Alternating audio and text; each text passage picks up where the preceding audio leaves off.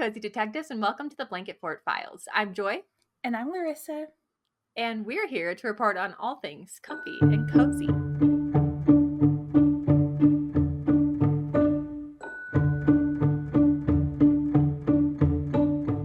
Hello, we're kicking it 1700s. Kind of. Yeah. Back in 1800s time. for me, but she was born in the 1700s. Yeah, cue the harp. Flashback in time. But before we do that, Yeah. how have you been? I've been good. Actually, it's kind of funny. It's like almost on brand because I feel like they talk about this, but my sewing machine has decided to fight me. Not Oh, my embroidery no. machine. Rita's You know vibing. why? Because you gave her such a hard time with your bow pillow, so now she's mad at you. Honestly, I would not be surprised Oh, no. because, yeah, I've looked up so many videos because it's like a needle / bobbin problem. But what I've come to figure out is that I'm looking over to my right. That's why I keep looking off camera because that's where she's sitting. You hear me.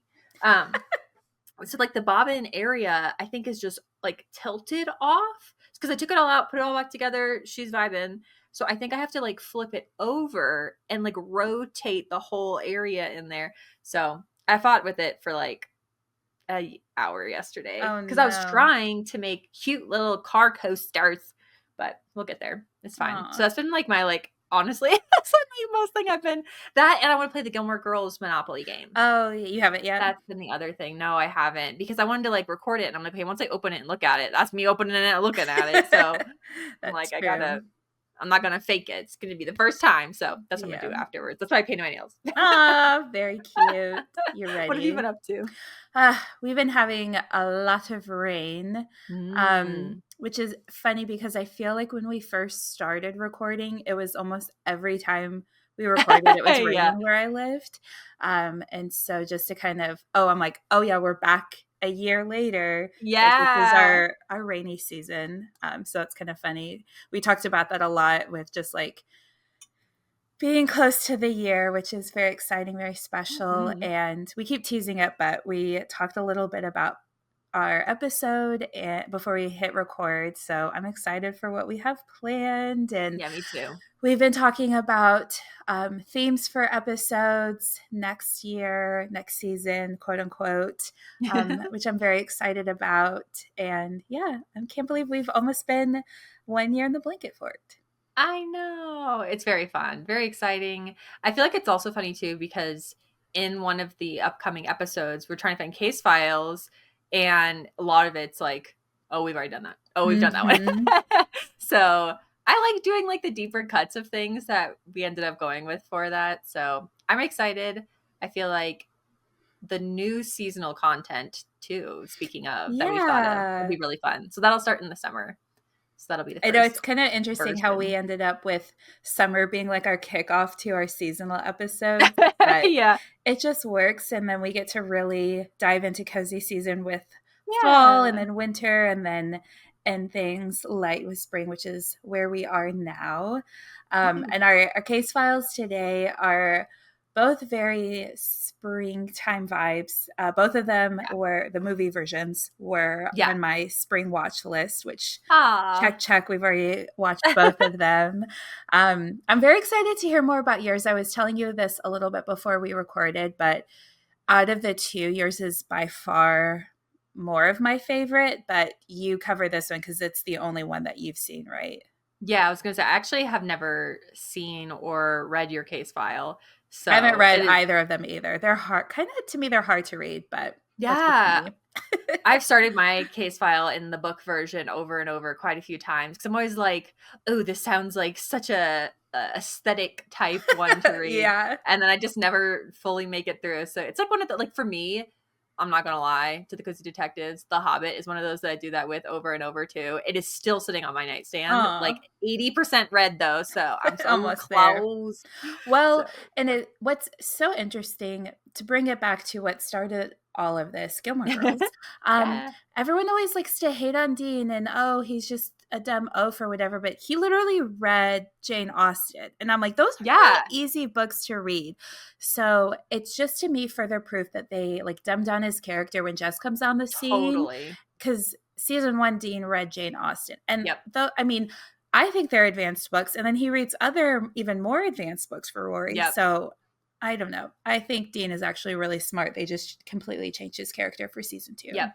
I totally agree because even in us first meeting Dean, he like gets the reference to Yeah, things. Rosemary's Baby. Yeah, and I feel like yeah, actually that's so funny. We've never actually talked about that, but I totally agree with you in regards to that. I feel like Dean at first was meant to be very booky, and then I think they Mm-hmm. started kind of narrowing in what his character was and his character arc was meant to be. Kind of like Suki with her like always cutting herself or like injuring her. Clumsy. Yeah. Yeah, that just kind of like slowly disappears as Yeah, it well does. into the background. Yeah, So and I feel like that to an extent is fairly normal on shows as they yeah, just kind of find their rhythm. But absolutely. it's just interesting that the character shift for Dean is really marked with a reason why he's not good for Rory when Yep. that quality was originally there. It was just completely Yeah. changed. And I really think it was for Jess because obviously Yeah. he and Rory are supposed to bond over books and reading. And then it's like, okay, but Rory and Dean did that first, technically. But Hmm. not to derail this episode by Gilmore Girls like we did last time. No, I think that's okay though. I feel like that's fun. This week, though, to get into it a little bit, so we have a little bit, kind of like we normally do, about the author or person and then about their body of work. So this week is Jane Austen, specifically two case files in regards to that. But do you want to talk about a little bit about Jane Austen and then I'll have some input on that too, and then I'll do my case file first. Yes, please. I don't have a ton of time just because I almost kind of felt overwhelming sitting Oh, down yeah, to do research on her because I feel like in the past, when it's been a director or an actress, they've always been kind of private people. And so there yeah. hasn't been a lot to sift through. But for this one, obviously, she's been gone for a very long time. And so there's been tons of research done on her. So I Hmm. just did a very few couple little things. But um, she was an English novelist known primarily for 6 novels. There's a couple other works in there, but she has 6 that she's, I guess, most known for, which were really known to critique and have this commentary on English, I guess, hierarchy and society and just how things were done and rules and structure. And she just kind of had a lot of thoughts and opinions on that back in the 18th century. And you know me, I have to talk about their education. She originally studied at Oxford, but was sent home after catching typhus fever. Oh, And I had to look into this because I just thought, I was like, yeah, is that like typhoid? yeah. It's different. They're both Mm. obviously old and timey type diseases, but they are different. So she had this really bad fever. So she actually almost died from it. So glad she didn't. So we got these Wow. works that we're talking about today. And she was educated at home until later attending the Reading Abbey Girls' School, which I thought was kind of cool just because so many of her characters in books revolve around these strong female characters. And I Yeah. wonder if that female centered education inspired her in any way. And so 4 of her books were actually published during her lifetime, but they were published anonymously. So she didn't get a lot of recognition or credit for them. And then the rest of her work was published after she passed away, along with a short epistolary novel. So I'm going to read through her main works really quickly. So the first 2 are actually the ones we're covering today. Spoilers. We have Sense and Sensibility, which is my case file, Pride and Prejudice, which Joy is covering. And then there's Mansfield Park, Emma, Northanger Abbey, Persuasion. Lady Susan is the epistolary novel. And then she has a couple of unfinished works that have been published called The Hmm. Watsons and Sandition. But she passed before she could Hmm. finish either of those. Oh wow, that's wild. I know my a couple of the tidbits that I had in research as well is that so she actually wrote Pride and Prejudice about 15 or so years for the first draft of it Mm. before Sense and Sensibility. But what happened is so she wrote the first draft when she was 21 and she called it First Impressions. And Mm-hmm. then after she published the first novel like that was successful, Sense and Sensibility, she decided to go back and rewrite the draft about 15 years later. So I think that Oh, that's really cool. yeah. The director of my movie, in talking about Jane Austen, said that she's a great observer of people, and I feel like that really comes through in all of her body of work, in Hmm. that observer of people in the way of just kind of looking at things in the time, but also she was one of 7 children herself. And so I feel like a lot of that you also see through family dynamics in her work. Oh, yeah, for sure. Yeah. And this year is her 250th birthday. Wow. Well, we timed Isn't that that well. wild? I know, right? And the 20th year of Pride and Prejudice. So Hmm. I'm very excited. Love it. But those were like just some fun little tidbits. And there's more. Yeah, she's one of the people in trying to do research on her as a person. It's like, oh, there's so much, Like, and where do there's you so much. even start? Like, we could do Yeah, like her as a like 5-part case file, honestly. yeah, yeah. Which I think just again just shows a testament to her work, her observing of people, her way of connecting through like 250 years of just people looking at her work and like really connecting to it and seeing the characters as timeless in Yeah. like so many ways. So I just think, yeah, And what a gift. I think too, kind of going off of that, a sentiment of just like the longevity of her work and how this story people can relate to, obviously, so many years later, but just in different areas and attributes of their life, because there's been so many adaptations. Like, I've even just Yeah. read so many different adaptations of just Pride and Prejudice alone, but even Emma, although, ugh, we read for our book club at the end of last year the this like Christmassy take on Emma, and it was like Mm. one of the worst books I've ever read. Oh I did not no. like it, but it was kind of agreed among book clubs, so it was okay. That's But funny. even still, it was just like so many people have been inspired by her work Yeah. to create their own stories as well. Yeah, even all the way to like Clueless or Hmm. 10 Things I Hate About You as well, I if I'm think not so. mistaken. Yeah. I feel like Bridget Jones's Diary is another one that is supposed to Hmm. be like loosely based on her work. I just feel like just because it's those stories of humans interacting, like for mine specifically, it's a love story. I feel like, yeah, that just transcends through all generations. So Yeah. I'm excited. I'm Okay, excited for should we go yours. into it? Please. Yee! So, my case file is the 2005 adaptation of Pride and Prejudice. To be very open and honest, this is the one that I love and that I've seen a gazillion times. I actually have not seen the TV miniseries. I know that's a hot take Yeah. amongst It's the so lovers of it. long. Yeah, it also has just like I feel like it's got great actors and a lot to Oh, connect with it, love but I Colin feel like Firth. I know. I just feel like yeah, diving into it. Plus, it's also like finding it. Like, I have the DVD and have had the DVD since 2005, and I feel Yeah. like I've never been easily accessible to the miniseries, so I just haven't seen that yet. And I will say it's been kind of interesting to see how the public perception has changed, because I feel Hmm. like when I was growing up in my friend group and, probably up until maybe the 2020s, it seemed like the public belief was that the miniseries was the better version just because it was longer, so it was truer to the book. But now on Yeah. the interwebs, it seems to be the reverse, where people do like the Keira Knightley 2005 version better. So I'm just curious if one group just got a little bit louder, or if people have changed their minds, or kind of the why it shifted. But I'm glad it is, because I'm a Yeah. team 2005. Right? I also just feel like I don't know. I want to make sure I'm not losing my mind. It's 2005, right? I just kind of said Mhm. that off the top of my head. Okay, good. So I was like, someone's gonna know I trust it. But yeah, I just that's been a another comfort watch for me, which is one of the Me reasons why I obviously too. find it cozy. I feel like kind of working in reverse here. I feel like the costuming is beautiful and very detailed. I'll get into a lot of the different houses that they Ooh, used because yes. it's really cool that they really used a lot of these like larger than life to people living in apartments and tiny houses at this point, estates that were part of the movie and the historical background of those places even before the movie. I feel like it's also those details that we talk about a lot of details of the houses, the details of the costumes. All of the actors really loved the work. It was really fun too because the Bennett family and the house that becomes the Bennett like home, they basically got to just kind of like run through the home fully set, fully designed for I don't know if it was a couple days or a couple hours, but they just got to like be there in their house. And Hmm. it was really cool because they were followed by a camera crew, but because like almost like Elizabeth Swan.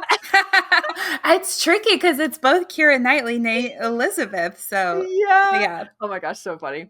Elizabeth Swan would have loved this house, I'll tell you No, what. I think so. I feel like they would have Right? been friends, honestly. Right? And so this was her first leading role, but then like very quickly after immediately went to Pirates too. So it's also like she looks like exactly the same. Not that she doesn't look the same now. Like she is Yeah. awesome, but I just feel like I just connect these two in my head so strongly. But she was 19 at the time, and so were a lot of the other sisters. So the oldest sister is Rosamund Pike, which is Jane Hmm. Bennett. So she was 25 years old at the time of filming, but almost all of the other girls were 19, which is really cool. So in the behind the scenes footage, you just see them running through the house, and it's like, it's just girls in their home, you know, like they really Yeah. connected, they really bonded as a group.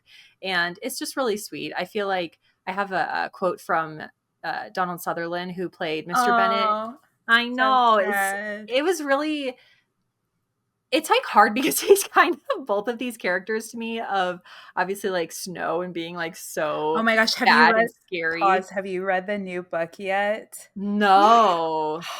Sorry, I didn't mean to Is it like cut you off. crazy? It's No, no, so go ahead. good. I think it's gonna be Ooh. in my top of the year. It Wow. was so emotional, but we don't have to because if you let me start talking about Sunrise No, and the you're Reaping, we'll fine. be here all day. If any of our cozy detectives have read it, please slide into our DMs because I would love to talk about it with you. But Because it's the it's background of his story, correct? Because it's the no. first games or no? That was he does have his own book. That was Ballad of Songbirds and Snakes. That came out Oh. like 5 years ago.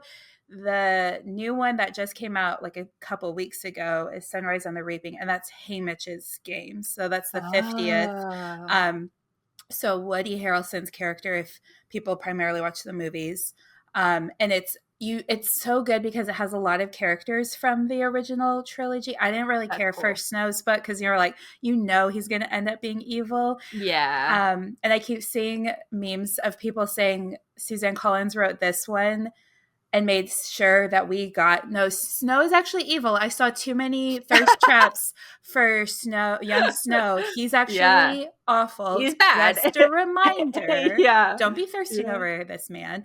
But yeah, it's so good and it's so tragic. It's very poignant of where we are in the world. And yeah, again, I will talk about this if you let me, so I'll cut it myself off. But I encourage you to read it if you haven't Ooh, yeah, yet. absolutely. And just to kind of connect that back, I feel like, yes, that character being so evil and so yucky, Hmm. it's it is nice to go back to where I learned about this actor from, which is Yes, Pride and sweet Prejudice, man. Yeah. because he is just the sweetest. And he, in an interview, was talking. He said, "I love being Mr. Bennett. I certainly have a great deal of affection for his family. That's for sure. I love those girls." And it's Oh, just like you could tell he really is like there's like the quote unquote like the man of the house, but like he just lovingly watches over the women with which he is around yeah. by marriage and by just like having five daughters, and he just does it so well. He clearly loves all of the actors themselves as well. And it was cool to have him also talk about Keira Knightley in remembering. I mean, this is like in the time period, so it's about a 2005 type interview, Mhm. but saying that she's just one of those actors that just like has one of the best come around in the last like 10 years, quote unquote, type of thing. Because the time she's 19 and she's holding Yeah. this larger than life character that very, not super, super few, but a few enough people at the time had taken on. And she Mhm. does it so lovingly. She talked about a quote from her about Elizabeth Bennet is one of my favorite books of all time. And Elizabeth Bennet is one of the most beautiful characters in English literature. And she's always loved the characters. She's loved the books since being a child. So I feel like that also plays itself into it. She also was very aware that the readers have a view and a picture of Elizabeth Bennet and like her character, her talking, how she interacts with people. And she took that in when she was talking about the connection between Mr. Darcy and Elizabeth. She said that you have to be aligned, which is true, but like you have to be aligned in your vision of the characters and how her and Matthew, Mm-hmm. I just forgot his McFadden, name. I think, is his last McFadden, that's name. how you Yeah. say it. Yeah, yeah, yeah. Matthew McFadden had the same view of who these characters were and how that's what also just creates that connection that you see. It's very interesting because since it's been 20 years since that, about 15 years after it, Matthew was asked about his character at the time. He said he did actually have quite a hard time playing Mr. Darcy because he took it so seriously and he wished that he'd had more fun with it. But also at the time he was 30 and Keira Knightley was 19. So I could see how that kind of feels like a disconnect in just like the actor. It's not a disconnect in a bad way because clearly when you're in the characters, like you really click in. Yeah. But he also was about to have his first child. And Oh, so like the wow. actor himself, Mm-hmm. I was saying that kind of funny, but you know what I mean? Yeah. So I feel like it was hard for him to like fully, without being in character, be fully on set because he just has so much going on in his personal life. But when they click into the characters, they really mesh super well. And obviously they have like a good affection for each other and it's not like there was anything bad going on set. Right. I just think that it was hard for him to kind of play this standoffish almost at the beginning type character because he also is a very like funny person, but he had to the character arc of Mr. Darcy Oh, that we see, so good. so good. And And I was just gonna say, I think like you were saying this of like he is a pretty serious character. So yeah, even if you wanted to enjoy the role, it's like yeah, it's hard because you have to be this like really serious guy. Cause even when he like confesses, it's this like deep, serious confession. So I'm like, he's yeah. just kind of like a serious character. So I don't know how you could fully remove that to I don't know. It's sad that he's like being hard on himself because he did such a good job with Exactly. it. Yes, that's exactly how it feels when you watch him talk about it because he's just this beloved character and he plays it so well and it comes so, I guess, heartfelt and honest across screen is Hmm. how it really feels. And it feels like Matthew really does love Mr. Darcy because he's talking about how he was talking specifically about at the beginning where he is coming off very standoffish, but really he's just shy. Hmm. And at the time too, you wouldn't so to go to the scene, I'm just going to presume honestly that the majority of the I cozy had detectives to have listened to it I had to or watched it. introduce it to when we watched it for Oh, our list. I'd introduce it to one oh, of my good friends who had not seen it yet, and I shook. was exactly because she is like a lover of these like romance stories and books, and I'm like, but this is like the pinnacle of it. What do you mean? Yeah. What do you mean you have it? And so the whole time it would be like, right, like before the dance, we're like, you have to like Yes. lock in before the Zone hand in. flex. We're like, because she kept like getting up and getting stuff, and we're like, no, No. focus. We would like pause it. She's like, Yeah. I'm paying attention, I swear. And I'm like, no, you're not. You have to be Not locked in enough. right now. Oh, that's so funny. So I guess a really quick thing. It's the story of the Bennett family Mhm. overall, specifically the main character being Elizabeth Bennett, who is the second eldest daughter. Basically the story of Mr. and Mrs. Bennett and their five daughters. It is very common at the time. And it's interesting because it's kind of it feels far enough removed to where we are now to think of the fact that if there was no male heir, the family, like everything would really just fall into disrepair and Mhm. it would become this thing where you couldn't pass the land or things like that. And they were very house rich and money poor is a way that Rosamund Pike described it.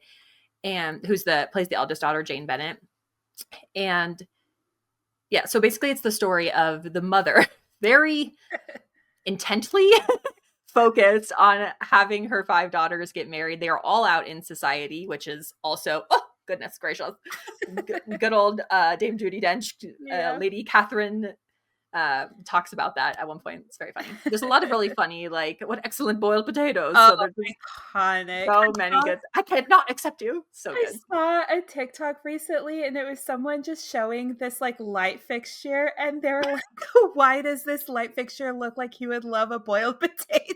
Does it look like that one little hat he wears? That hat. Oh my gosh. Yeah. Also connecting this to Pirates, he plays a character in that too. So sometimes Mhm. it's hard for me not to picture him just like walking down the railing as like the whole ship is Explosions. blowing up. Yeah, I Yeah. think that too Yeah. sometimes. And not to bring it back to Hunger Games, Do but it. one of the actresses in the youngest, I think it's Kitty, um, Mm. I always get the two mixed up, but Kitty of the is two Carrie youngest. Mulligan, and Okay, then then it's Lydia the is other one. Jenna Malone. Yes, she's in Hunger Games in the later of the Oh. trilogy. Yeah, she plays Joanna Mason. Oh, that's so interesting. Yeah, See, there's a that's cool. I lot of like the crossovers, yeah, yeah. there's a lot of very, very good talent in this movie. Yes, it is wild. Another I mean, taking it hard left, another, I would say heartbreaking movie. I would say All's Well That Ends Well to a certain extent, but, that Carey Mulligan is in is hold on, hold please. Let me find it. Carey You're good. While you're looking that up, I was going to ask you at the end, have you ever watched the Lizzie Bennett Diaries on YouTube? No, I don't think so. Oh, I'm surprised because it was like peak right around like our high school college years. And it's like a big YouTube production, but basically they did like a modern retelling of Pride and Prejudice Ooh. through a web series. And it was like all Oh, scripted, but it was like this girl, Lizzie, was like vlogging, but so it was cool. modern times, but it was like it was so interesting. I'll have to send it to you. It's kind of Yeah. long and there's like multiple parts, but it's really good. And it feels real because like obviously there's parts of it like I think they like refer to the school as like Pemberley or something. Mm. Um but when you're watching it, you're like, wait, this is okay. You have to keep reminding yourself that it's scripted because it's just so believable. I'll have to send That's it to you. cool. Yeah, I would Yeah. love to watch that. I remember the movie. I didn't even actually Google it correctly. So it's Far from the Madding Crowd. So that's a I haven't heard of heartbreaking that. kind of it's I would say a very strong female lead character that Mhm. Carey Mulligan plays great. There's parts of it that are very heartbreaking. Um, but there's a great male lead in that one too. I would not say Darcy level, but I would say a very strong character. Anyway, back to the movie because I feel like I'm like I looked at the time and I was like, oh my goodness, I'm talking a lot. But there's No, just I so mean, much I about keep this movie. interrupting you, so you're fine. No, I love it. Um, but oh, so the hand, that's the hand scene I was going to talk about. So Mm, because touch was not a thing between men and women, that's a reason why like you wouldn't like shake hands. The only time that men and women at that time would really interact was on the dance floor, which is why that scene was so pivotal to the plot. beautiful. Yeah, beautiful and one shot too in a lot of ways. And so I have a quote later on from Keira Knightley talking about the dialogue, and she talks about it in two Mhm. scenes. One is the gazebo and one is that scene. I guess Oh, gazebo. so That's what I've always called it. good. Yeah, it's so good. And but that's why that hand touch was so intense feeling because it was the first time that there was any skin to skin contact between these two people. And it's also very interesting that the hand flex that we get, that's like the hand flex, Yeah.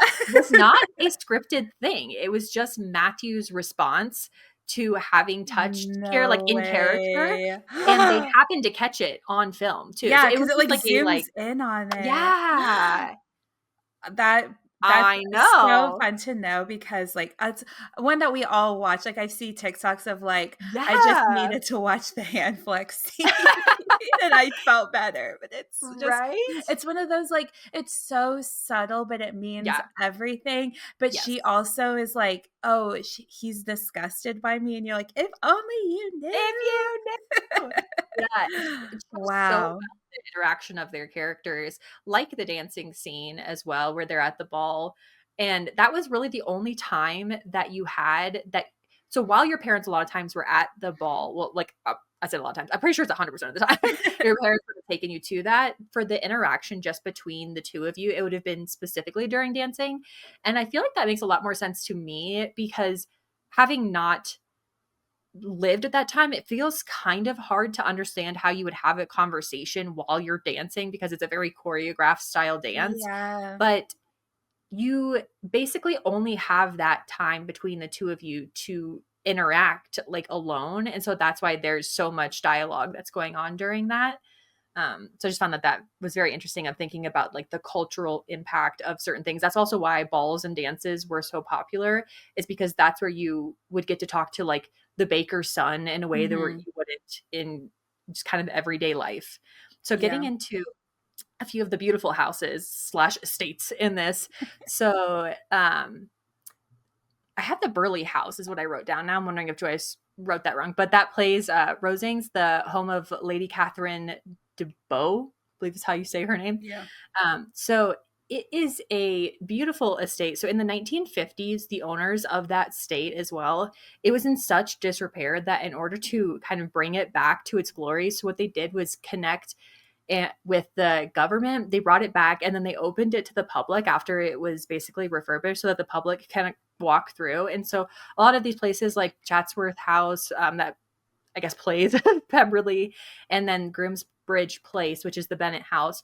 A lot of these are open to the public in general, so you can walk through them. And I have a few things about like the quote unquote Pemberley location and some of their events that are upcoming if you live in the area. But it's also cool that so in those scenes where we're with Lady Catherine de Bow and it's very formal and there's the butlers and the footmen, they're actually resident staff at that place, which is really cool. And there's a, did I write it down? I hope I did. There is a quote by, so question, do I have to say Dame Judy Dench every time I say it? I don't think I you don't have know. to, Like, because okay, like I have I Emma was like, I don't Thompson's know. technically a dame now too, and so I was gonna say like the first time, but I don't because we did it for Julie. Yeah, right. Whatever. You get what I'm trying to say if I'm supposed to be saying that. But she was talking about how she really like she had a specific person that was basically kind of assigned to her from the house to take care of her since she was playing like that role. And it was so cute because she was talking about how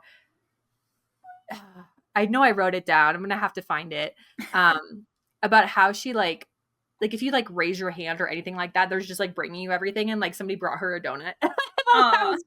I was like, yes, love it. We're here for it. So going into the Groomsbridge Place, which plays the Bennett House. So that was built in the 17th century.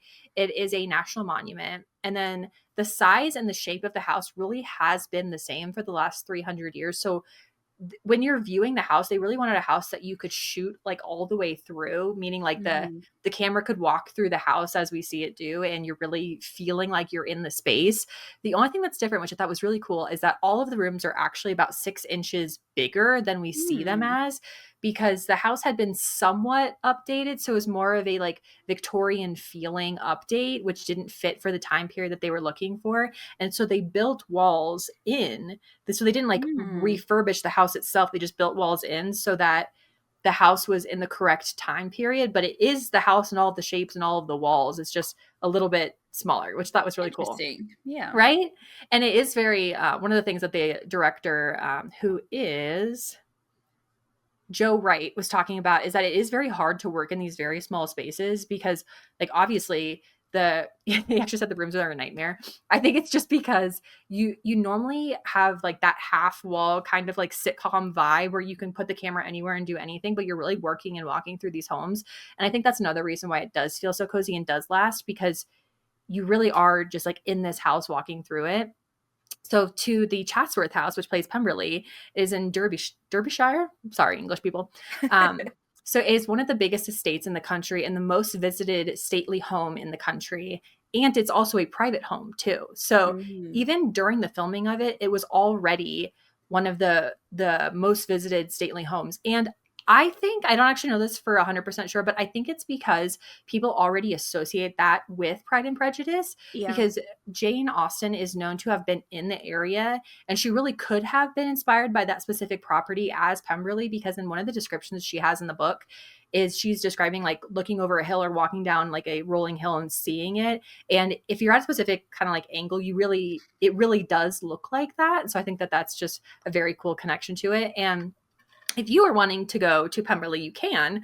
So the Chatsworth House is typically open March to November. They have a lot of special events, and I pulled up their website, and the special events are amazing. So they obviously have a 250th anniversary celebrating Jane Austen. That is June 13th through 15th. Let's But there go. is, right, obsessed, and also it's like 25 pounds to go. Like it is not like, I don't know why I thought it was gonna be hundreds of pounds to be able to go to this. That's I feel It like is so not. much of the time over in Europe, like their events are just so much like I know it's cheaper to go to a concert there than it is Yeah. here, even with flights and hotel and everything, but I think they just do a better job at pricing than we do here. Yeah, I agree. This is a short aside, but I had the opportunity to go to Italy a couple years ago at this point.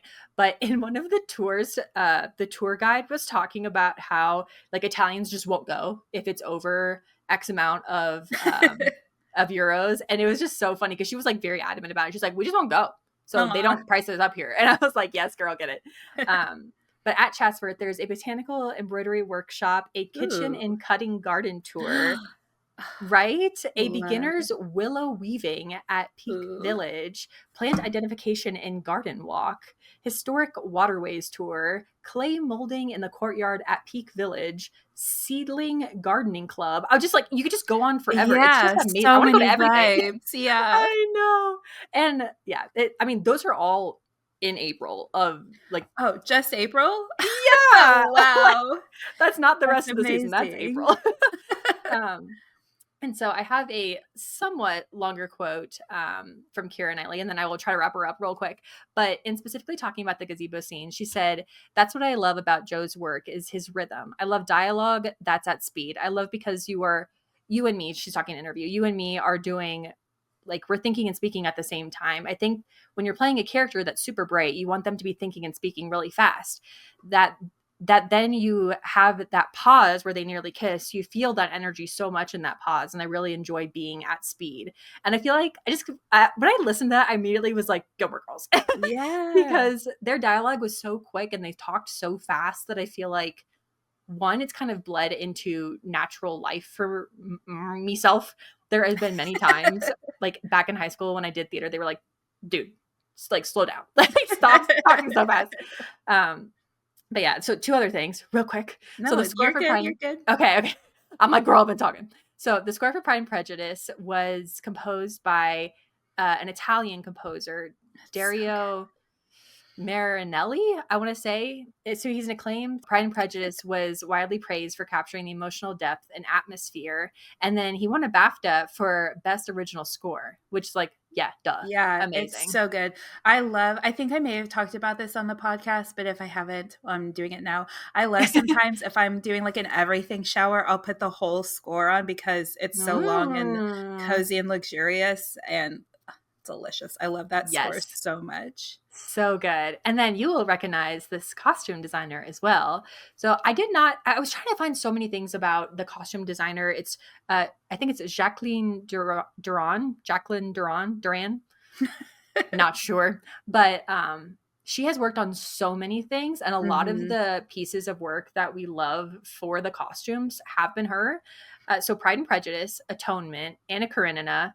So those are all going to feel very similar because those are all Keira Yeah. Knightley. The Yeah. Darkest Hour, Little Women, Mhm. 2019. The Mhm. Other Boleyn Girl, The Personal History of David Copperfield, Beauty and the Beast, the live action, V for Vendetta, and then Hmm. 2023 Barbie movie. Oh, Right? I don't think I knew that. That makes sense because they were both Greta Gerwig with Little Women, so she's Mm-hmm. like, "Let me pull you up again." She's so talented. Right? I just felt like the details that are put into it, I also really like because I haven't seen what is the other very popular. It's a TV show. It's time periody. It's Bridgerton? yes, yes, yes. I Thank you, haven't thank you, watched it either. thank you for being in my head. But one of the things that I have heard people say about Bridgerton, although I've never watched it either, is that some of it feels very time period, but some of it's like nails are done, like, Yeah. and then like there's like glitter, and you're like, wait, what is going on here? Mhm. So I feel like with I'm just gonna say Jacqueline, um, with her work, it to me, at least as a viewer, not as like a very detailed knower of the time period, it feels very real and like these people are really living in this time. And so I just appreciate all the details in it. And that is why it is so cozy to me and I love it. And I could talk for a lot longer time, but I will now cut myself off. No, please don't, because I don't have as much on mine just because, again, out of the two, how do you can't beat Pride and Prejudice. Like it Oh, so is good. the one. I was gonna say, I don't know if this came up at all, because we obviously mentioned the Colin Firth version. Hmm. He and Matthew McFadden, I think, recently worked on something together. Yeah. So it got brought up a few times about how they Yeah. both played Mr. Darcy. And so I just like how they kind of riffed on each other for both being Yeah. very iconic to that role. Yeah. And I think one more thing about Matthew is I feel like because he also holds Mr. Darcy to such a like high level of a character, I think that's another reason why he had somewhat of a hard time feeling like he was connecting on set, because I think that he didn't feel like he was like good enough for the Mhm. character, which also I'm just like, stop being so hard on yourself. You Yeah, killed you're it. You're so doing perfect. great. Yeah, and I think it's just that realness that he brings. And even Kira was talking about it in an interview of like she was just like watching him in the like before they fully cast him, they have the my brain is slipping so many times during this, but the to see like how they mesh as actors Oh, for the the characters. chemistry read? Chemistry, that's the word. They had the chemistry read, and she was like, somewhere between him walking in and like we're in the middle of the scene, he is Mr. Darcy. And it was like she just found herself just like watching him just be Mr. Yeah, Darcy in he's the room. so good at it. So good. So Yeah, stop being so hard on yourself, I Matthew. know. If you listen, please. Um, yeah, and it's yeah, everything about it, even the cinematography is so good, Mm-hmm. and, Filmed on film. I know, anytime, because there's a couple, like, fields and things that we have to drive through to get to work, so anytime Yeah. it's foggy, we're like, "Oh, it's so Pride and Prejudice out," and Love it. then I'll have to share it on our story, so Joy, while you're editing, this is your reminder to remind me. But when we were home last Christmas, I took my dog out for her morning time, and it was foggy, and she was like walking up to the camera, and I put it to the sound where he's like walking out of the Yeah. fog at the end. So I'll have to share that because it was really funny. Oh my word, I love it. He did share one quick small story about that. He is short-sighted, so he Oh had no no. idea where he was walking. So the director was just like yelling and like had this huge like thing he was holding up, like Matthew, walk over here, because like he looks all like brooding, but he had no idea where he That's was going. amazing because he really does. And he's just like strutting through that Yeah, field. I it looks love like it. he's just beelining, but he's lost in the dark. Oh my gosh, that's so funny to know. Wow. I'm like, oh, I'll make Pride and Prejudice my case, but I still like mine, but No, you should. it's just so good. We'll do a Anyways, flip flop or something. yeah, my case file is Sense and Sensibility. This movie adaptation actually came out 10 years before yours. I didn't realize they were Oh so far wow. apart, but mine came out in 1995, based on the novel, obviously, Jane Austen's The Theme, which was originally published in 1811. It is starring Dame Emma Thompson as Eleanor Dashwood. So this also revolves around the family of the Dashwoods. And Kate Winslet is her younger sister, Marianne. And then there's a third younger sister, Margaret. And I didn't know this until watching this most recently for our spring watch list. But Emma Thompson actually wrote the screenplay for this one. And Wow. she wasn't originally going to star in it. And like, in fact, she didn't want to. She originally, which I didn't know she had a sister, but Natasha Richardson, the mom from Parent Trap, very, very long time case file, Wow. has a sister named, I think it's, let me find it in my notes. I think it's Jolie Richardson, but that's who she wanted as the two sisters, but she ended up being cast. And then she was worried because at the time she was 35 and Eleanor is 19 in the book. And so she was like, I am not playing a 19-year-old. So they changed the I guess, story for Eleanor to be 27 because she's supposed to be this like old spinster. And like back in Jane Austen's time, like 19 would have been Yeah. a spinster. And so they're like, oh, well, for modern audiences in the 90s, 27 could be a spinster age. And like now I'm like, Yeah, you're like, look at the 27. baby. Yeah. Yeah. But I guess it's still a little bit more believable. And then Kate Winslet's character, I think, is around, I don't know if they ended up changing it, but I think in the book she's around 16. And so that was closer to where Kate Winslet was because this was actually before Titanic. So she was really, really Wow. young. Um, So the story is this wealthy family loses the patriarch, Lord Dashwood. I don't know, think he's a lord. That's my What a Girl Wants coming out. I think he's just a mister. Um, and so they are now suddenly faced with not a lot of money. So there's similarities to Pride and Prejudice. And again, I think in all of Jane Austen's work is this concept of status in society and having to marry to get into that. Yeah. So Eleanor and Marianne are now like facing that they're going to have to get married in order to keep their estate up and running. So, kind of in the time being, the estate, which in the story is called Norland Park, is left to Dashwood's son. But he's kind of just like half brothers with Marianne and Eleanor because he was from a previous marriage. And so it's him and his wife, Franny, who's this like really kind of mean, snotty lady. She brings her brother in, and his name is Edward, and it's played by Hugh Grant. So he starts to stay, and then he kind of has this friendship starting to blossom into a relationship with Eleanor. And then Mary Ann, the younger one, is kind of torn between two suitors. You have the much older Colonel Brandon, who is played by Alan Rickman, and then John Willoughby, who is played by Greg Wise. And in the books, we talked a little bit about the age difference between Kira and Matthew. In the books, Colonel Brandon is 19 years older than Eleanor, but Alan Oh. Rickman was actually 29 years older than Kate Winslet. Whoa. Yeah, in the Yeah. books, they're only 8 years apart in Pride and Prejudice, like Yeah. actually, or about. Mm-hmm. That's wild. Whoa. Yeah. So it's Alan Rickman, I always think of as. Oh, I'll think of it. You keep going. okay. I was gonna say, I mean, he not talking about Harry So many Potter, things. but that's like probably his most well-known role Yeah. now. But I still think of him a lot in this role too. Hmm. And I actually have a little story that Kate shared after he passed away about working with him. Oh.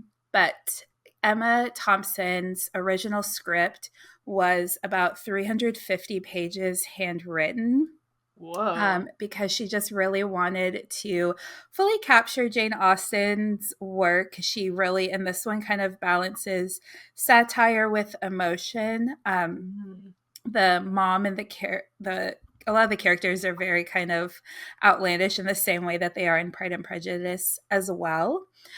And then something I learned while researching for this episode that I didn't know and my sister didn't know. And she said that this was the most interesting, I guess, flabbergasting, earth shattering fact that I have discovered since starting this podcast for her. Oh. And that is that Emma Thompson has been married to Greg Weiss, John Willoughby, since 2003, and they met on this set. Yeah, and they're Whoa. still together. So for like celebrity Wow. couples, that's a very long time. Super And long. she was more famously, I mean, there, I would say, because I knew she used to be with Kenneth Branagh. I never know how to say his last name, but because they've worked together on several projects. So I always knew they were together. So I didn't know she was with Greg Wise, and they have two kids together. I mean, their kids are now grown, but one was biological and one was adopted. And there's a scene. She's always like falling down and being carried off. Kate Winslet's character is like very clumsy, but there's a specific scene where it's just like raining very hard. And she actually got hypothermia and like fainted, which Ooh. girl Ooh. can't catch a break because that happened during Titanic as well. She got really Yeah. cold and hypothermic. Oof. But Greg and Emma were like trying to revive her and warm her up. And Kate apparently noticed that they were flirting during that moment. But obviously they didn't get together until like years later. But I thought it was kind of funny. Aw. Yeah. And the director of this movie, his name is Ong Lee, and he's actually from Taiwan. And I think this was his first like English film that he directed. Wow. So he had to just learn not necessarily English for the role, but just like how the English worked and acted Yeah. and how he would give feedback and stuff. And it just kind of reminded me because I talked about this last episode with Amy Sherman Palladino and the French and having to just like Yeah. learn culturally how to direct people in different ways. So it was interesting learning about that. And then let's see. Oh, the interview with Kate Winslet. Or there's a couple. I have one where she talked specifically about Alan Rickman, and then another one where she talked about working with Emma Thompson. So the one about Alan Rickman, she said she remembered meeting him, and it's one of the only times in her career where she felt like weak in the legs, like she had to like focus on being present and aware because Oh. a he's like almost 30 years older than her, so Oh, like yeah. that's intimidating, but he just like carries himself in this very serious, like even more than Mr. Darcy, just this very serious deep voiced man. But obviously everyone who's ever talked about him says he's like very kind and sweet. Yeah. But she was very intimidated and nervous. And then the interview with Kate gave about Emma Thompson, I really appreciated because they also had an age difference. And this was one of Kate's first roles, and Emma had been in the business for a lot longer. And this piece of advice has stayed with Kate throughout her career. Emma said, "Babe, listen, it's as equally important not to work as it is to work." Oh, And yeah. I think that's honestly a good reminder, regardless of what industry you work in, and that we all Yeah. need to be mindful of that. Yeah, absolutely. Rest is so much more important than we give it Yeah, credit for. 100%, truly. And then I just have a couple more, I guess, sillier stories of behind the scenes. So, well, it wasn't silly in the moment, but while working on the script, Emma Thompson's computer, I guess, article said it developed a problem, so I don't know if it got a virus or what. But she couldn't locate the file that had the script on it.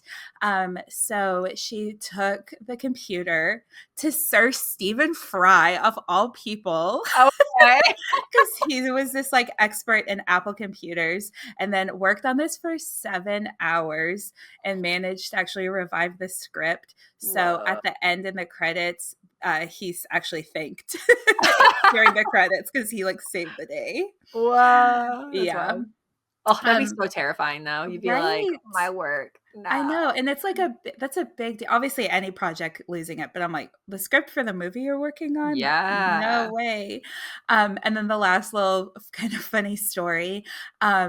So while they were filming, because casting was getting announced, because obviously this is a big adaptation, Yeah. Sense and Sensibility had been done like a couple times for TV, but this was like the first time it was on film. The official Jane Austen Society called a producer to complain about the casting of Hugh Grant because they thought he was too good looking to play Edward. We love historically accurate. Yeah, they were like, Hugh no, Grant. he's too pretty. So it was kind of funny. Oh, it's so funny. Also, the movie I was thinking of for Alan Rickman is Galaxy Quest. Have you ever seen Oh, that? I have Oh not. my gosh, it is one of those very niche cult classics. And thinking of Alan Rickman as like the more quirky, funny, like side of him, that's a really good late 90s. So like Yeah. The Matrix is coming out and so is Galaxy Quest. If that puts it into perspective for you, but Yeah, love it. really fun.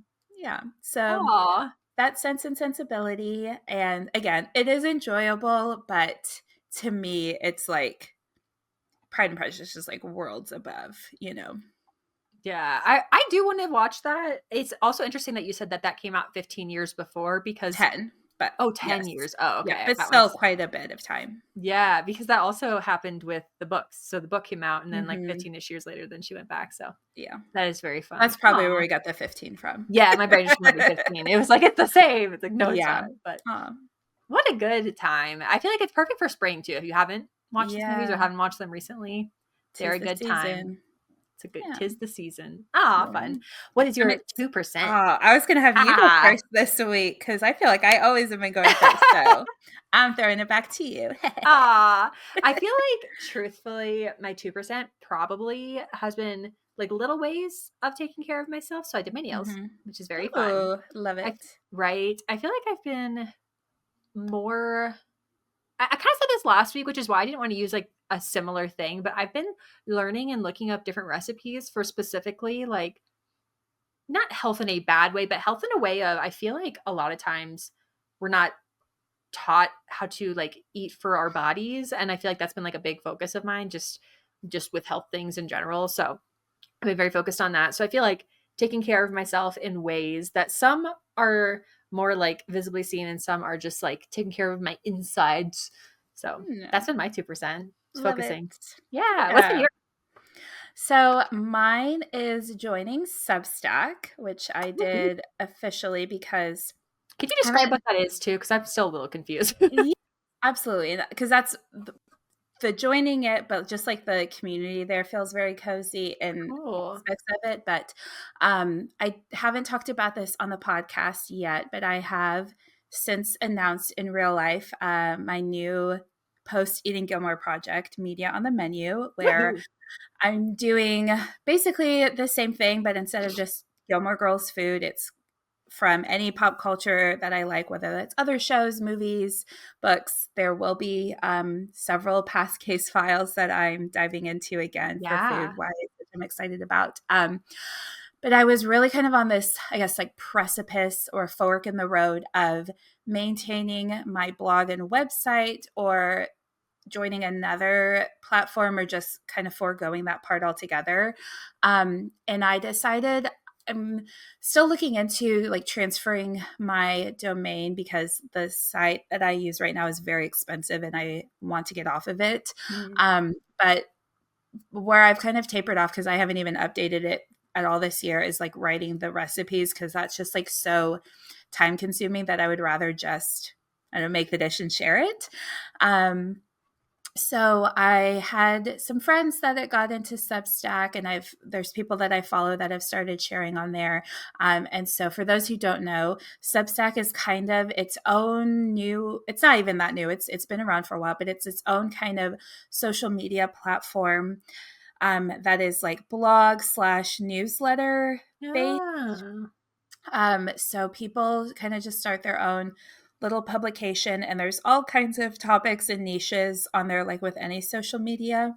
But what I'm really liking with it so far is that obviously, like there's influencers and high follower counts, but it feels more of just this is what I want to talk about and what I want to Mm. write about. And if I have followers and readers, great. And if I don't, that's okay. And that's always just kind of been my mentality with eating Gilmore. Like it does, I've talked about this before, where it can feel sometimes hard when your engagement tanks when you work really hard on something. But it's always been for me just like, this is what I'm creating. If you happen to enjoy it, that's great. And I love that you're here. But also, like, I'm just creating because that's what I want to do and what I enjoy. So it's been a nice little community. It feels less overwhelming in some ways compared to Instagram or TikTok, although just very recently they've rolled out their own version of Reels, but it Mm. seems like everyone's been very upset about that because they were like, this was our way of Not escaping that. everything has to be the same. Yeah. Yeah, exactly. And it's also just kind of nice where it is, where you're reading through stuff. So you have to pay more attention than just like Yeah. the doom scrolling. And so my post that I shared yesterday as a recording this was called An Ode to a Windy Solarium. And it I was, really liked it, like, a lot, to thank the point you. where I I read it and I was appreciate like, it. "You are a good writer." I know. I was like, oh, thank you. But yeah, if anyone wants to read it, I can send you the link for it if you missed it. But it was just kind of this reflection of, and I mentioned the podcast a few times because this is where I've really talked about it a lot of just this aching nostalgia feeling that Mhm. I've been experiencing. And so I just try to like put words to it and like, okay, well, what do I want to do about it? And just trying to focus on doing more moments for my past self, whether Yeah. that's new things that I never did as a kid or revisiting things I did and haven't in a very long time. And where all of this kind of came to be was being reminded of Wendy's solariums and everything. And Joy helped me out doing a little bit of our hard hitting cozy investigation and found Some some naturally, yeah. that still exist. And it's, from what I can tell, according to Google Street View, it's not a full like solarium room with the like ceiling, but there is a 90s style, at least as of 2019, Wendy's in Dallas, so not super close to me, but drivable, with an antique mall right in the same little shopping area. So I think we're gonna venture out there next weekend and just see if the nostalgia still hits. Yeah, I really enjoyed it, and I really liked. I don't want to like 100% spoil it if the Cozy Detectives haven't read it yet, but I really liked the conclusion that you came to about like, okay, this is how I'm feeling. This is how what I'm gonna do with that feeling, and Yeah. so I feel like in a lot of ways, our podcast like has been doing that to a certain extent. Yes. I would hope like when at first I was like, oh no, are we making you sad? And then No. yeah. But honestly, and I was going to tell you this, when I talked about it too, of I think you've also been inspiring me because with your journey of bringing these cozy 90s 2000s elements into your home, and you've talked that up in multiple episodes, but I always think of it in our first episode because that was your very first case file, and I've really been wanting to do more of that too. And I feel like I have in a way, of just, I don't know, doing things for our past selves, but even like Yeah. the selves of us that didn't exist, because obviously like we Yeah. weren't Yeah. adults in the 90s, but there's adult 90s things that I want to do now, so to Yeah. speak. So yeah, you've also inspired me too. Oh, yay. Thanks. I feel like it's also in the same way of the like process that you talked through. Is it say do you call it in the Substack or is it like in the article or how do you say Yeah, because I still don't even know all the lingo because it? Yeah. and it seems like a lot of people are still confused too over there, even though it's been several years that Substack has existed. Because there's like subscribers and followers Mm, and posts and notes. And so that okay. all the verbiage I'm still very figuring out. Okay. I'm gonna choose to say it in the article, but what you were talking about in the article about kind of like allowing yourself to be all of those things kind of at the same time, but appreciating it, but it being a little different and just like the bringing back of color in certain aspects that you've talked about also on the pod. I feel like that's a very similar journey to what I've also gone through over the last few Hmm. years as well. I think there is a clean girl aesthetic that a lot of people can relate to and really love. And I think I also in certain aspects of like it's easier to clean. Yeah, I I also I love know that that too. I love a knickknack, but gosh, the dusting.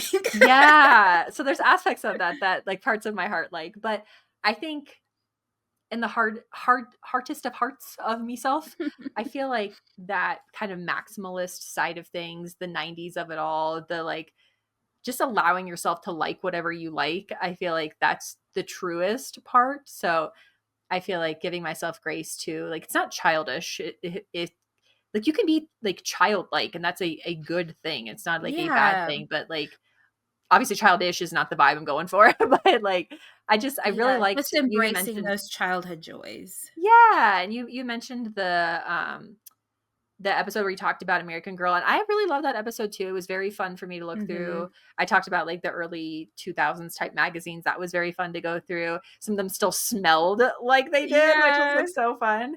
And I love that you went to the American Girl cafe. I just feel like, yeah. So to keep giving us the freedom to do that, I love it and I'm here for it. And I'm Yeah. grateful to you and the Cozy Detectives for following us in the blanket fort through all these adventures. And so Yeah, glad to be here. exactly. Me too. And speaking of cozy detectives, I have one Yeah. little 2% cozier from a cozy detective by Lynn Vert. Just shared that they were really enjoying sitting in the sunshine lately, Love it. which always is good. I always joke and say I prefer like cloudy, rainy days and nighttime. Like I prefer day over night, but I love the sky more at night. Mm. But I will say, especially when you don't have it for a long time, when you do get to go out in the sun, it's always really nice. Yes, I verbally out loud I think it was yesterday or the day before, I got excited and then sad because it was supposed to Oh, rain and I heard thunder. I heard it in my ears and I was like, "Oh!" And I got so excited. And then it started snowing and I was like, "How dare oh, you?" thunder snore, thunder I snow. We had really, really bad thunder this morning. Like it I woke me up love early. thunder. I do too, except not at 4 in the morning. I know, I didn't realize how much I love rain, but then yeah, I think just because it doesn't like heavy rain here very often, when it does, I'm like, "Give it to me." Aw, Love yeah. it.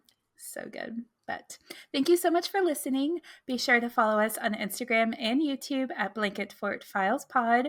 Keep sending in that 2% cozier No. and subscribe wherever you listen to your podcasts. And join us next week in the Blanket Fort, where we're going to discuss the coziness of stories set in the early 1900s. Ooh, it's very cute and very floral. So Yeah, we're excited going to about keep that. those period piece vibes coming.